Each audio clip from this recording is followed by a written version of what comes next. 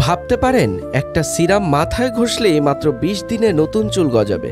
যা এতদিন কল্পবিজ্ঞান বলে মনে হতো, সেটাই এবার বাস্তবে পরিণত করতে চলেছেন তাইওয়ানের বিজ্ঞানীরা। ন্যাশনাল তাইওয়ান ইউনিভার্সিটির গবেষকরা তৈরি করেছেন এমন একটি বিশেষ ফ্যাটি অ্যাসিড সিরাম, যা টাকওয়ালা ইঁদুরের শরীরে মাত্র ২০ দিনের মধ্যেই সম্পূর্ণ লোম ফিরিয়ে এনেছে। এই আবিষ্কার এখন টাক সমস্যার স্থায়ী সমাধানের আশা জাগাচ্ছে। কিভাবে কাজ করে এই সিরাম?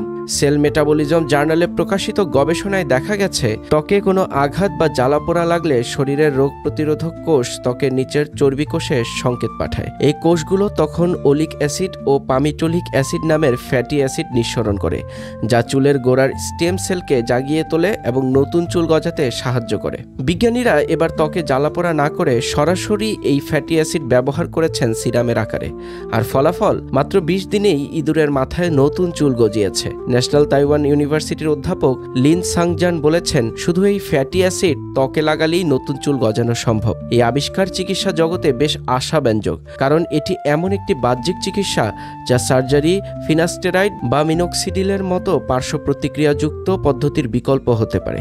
তবে এখনই উচ্ছ্বসিত হওয়ার সময় নয়। গবেষণাটি এখন পর্যন্ত শুধু ইঁদুরের ওপরই সফল হয়েছে। মানুষের ওপর ক্লিনিক্যাল ট্রায়াল এখনো শুরু হয়নি। বিশেষজ্ঞরা বলছেন, মানুষের মাথার বেশিরভাগ চুলই আগে থেকেই বৃদ্ধি পর্যায়ে থাকে, তাই নাটকীয় পরিবর্তন দেখতে কিছুটা সময় লাগতে পারে। যদি এই পদ্ধতি মানুষের ক্ষেত্রেও সফল হয়, তবে এটি চুল পড়ার চিকিৎসায় এক নতুন যুগ শুরু করবে। একটি সাধারণ ফ্যাটি অ্যাসিড সিরামই হয়তো হাজার মানুষের আত্মবিশ্বাস ফিরিয়ে আনবে।